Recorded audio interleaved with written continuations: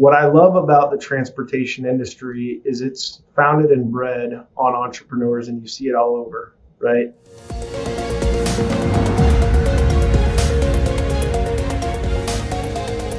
Welcome to In the Hot Seat with the Tenney Group. I'm Spencer Tenney.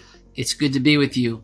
Very excited about our guest today. From TrueNorth Companies, we have Bill Zenk and Sara Larson. Sara, Bill, welcome. Hi. Hey, Spencer. How are you, man? Oh, I'm very excited, and I'm so glad to jump in on what is extremely timely and interesting, things that are affecting all parts of our industry. But before we heat things up, why don't we start with you, Sara? Just take 30 seconds. Tell us a little bit about yourself, what you're doing there at TrueNorth, and how long you've been there. Sara Larson. I've been here going on 11 years. I'm a senior broker with 100% focus on all things transportation. I love it. And Bill? So Bill Zenk, I'm a principal and practice leader in our transportation division, focusing on mostly mid-size and large trucking companies, helping them manage their enterprise risk management strategies. So thanks for having us today. Well, with that, we're going to jump right in here. It's the beginning of a new year, all kinds of questions. So what are loss ratios looking like? What should we be expecting as we begin a new year on the insurance front? It sounds like the last year is going to finish up a little over 100%, and I'm only talking about the general property and casualty market in that space. Specifically, what's leading a lot of that is the cyber losses the industry's seen over the last year, umbrella, and then commercial auto, which we're all familiar with the rate increases. Maybe just kind of unpack that a little bit. So let's put some numbers on that. For a trucking fleet of 100 trucks, what does that mean for them? Can we quantify some of those numbers? What's that look like?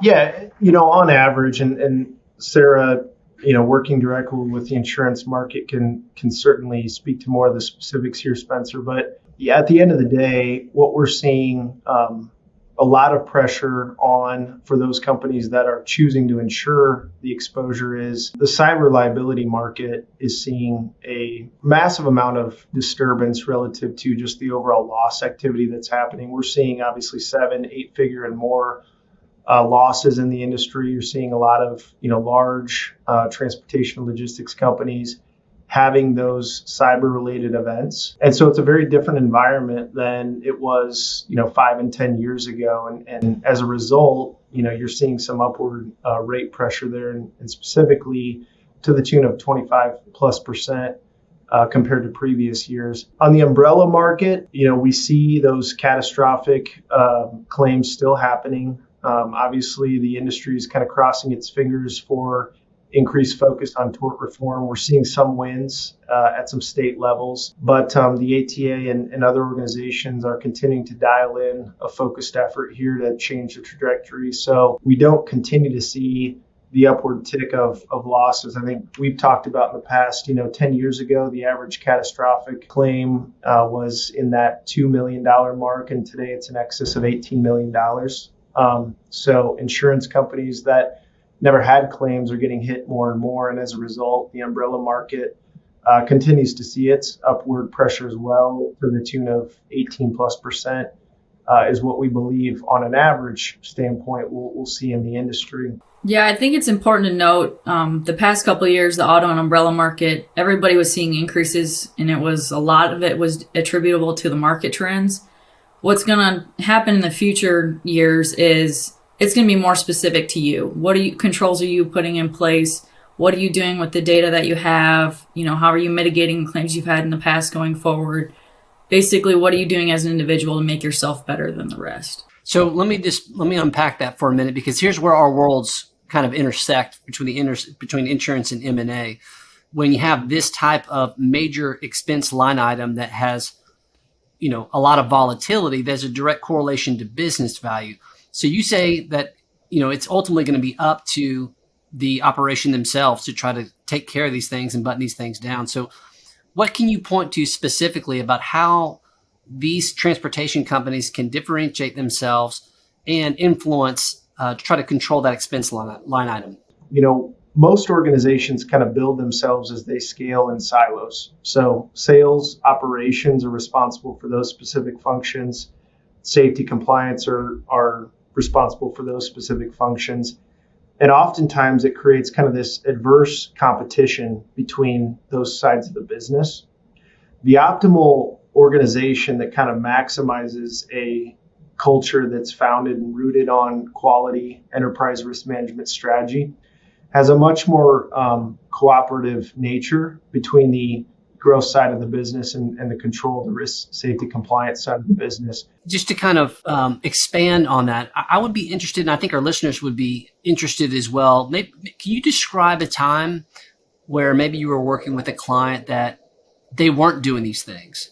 They were made aware of the opportunities to empower themselves to have more leverage in this process. Tell us, what did they do from the point of, hey, okay, I now have awareness of some things that I can do. What did they actually do in terms of process, in terms of practice, to get to the place where they had a quantifiable impact on, what their insurance premiums look like? What we see most organizations do is, first, it's a fundamental mindset shift, Spencer, to, now all of a sudden, instead of me shotgunning the insurance marketplace, I fundamentally understand that I need to control that process end to end.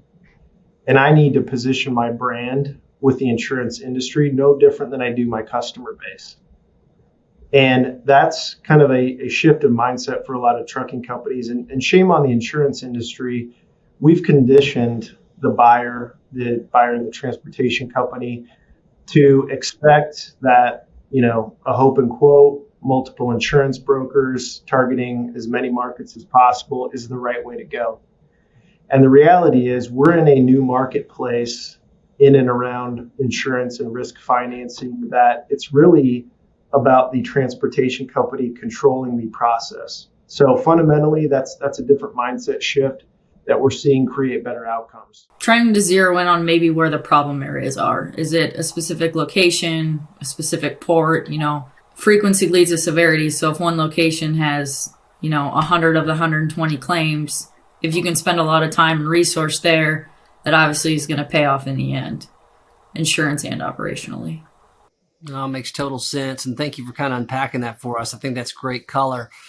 So, Sara, out of all, I don't even know how our clients do it in terms of managing the risk that they have to put up with. It is a crazy, crazy industry. It's a wonderful industry, and I have so much respect for the folks that we serve.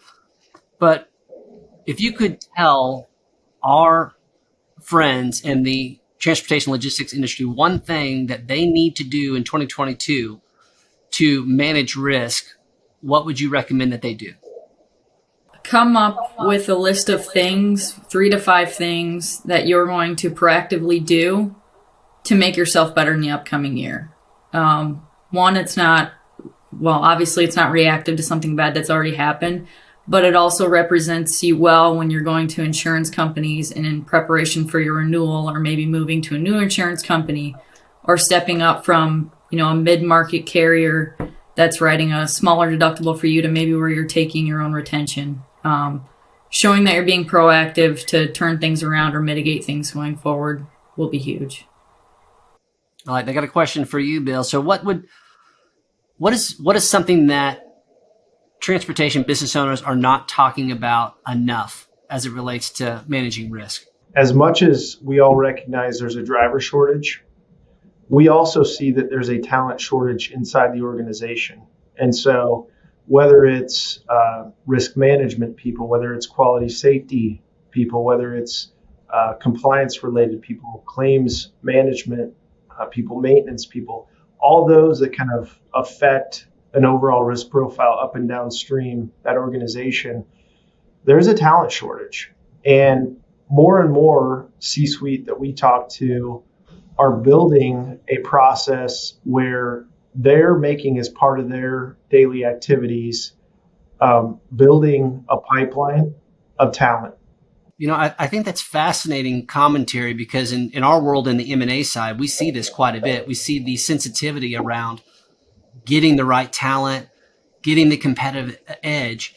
And we always think about it as far as being it on the offense but I've not yet heard it framed the way that you did, where from a risk management standpoint, which is so true, because the amount of risk, if some of your key people, particularly around safety, if you lose those people, you can't replace them overnight.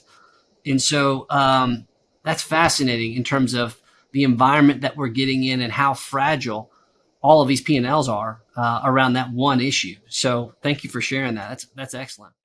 And what I love about the transportation industry is it's founded and bred on entrepreneurs, and you see it all over, right?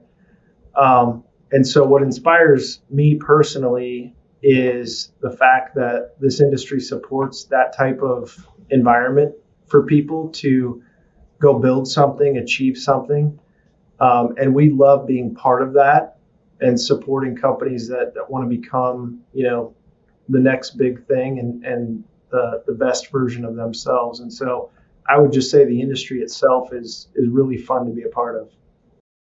Well, I have to agree with that. And no doubt we serve a very special industry. And I want to thank you guys for carving out time to be with us today. Thank you for sharing your expertise with our network and with our friends in this industry. That's going to do it for us in the hot seat, folks. We will see you next time.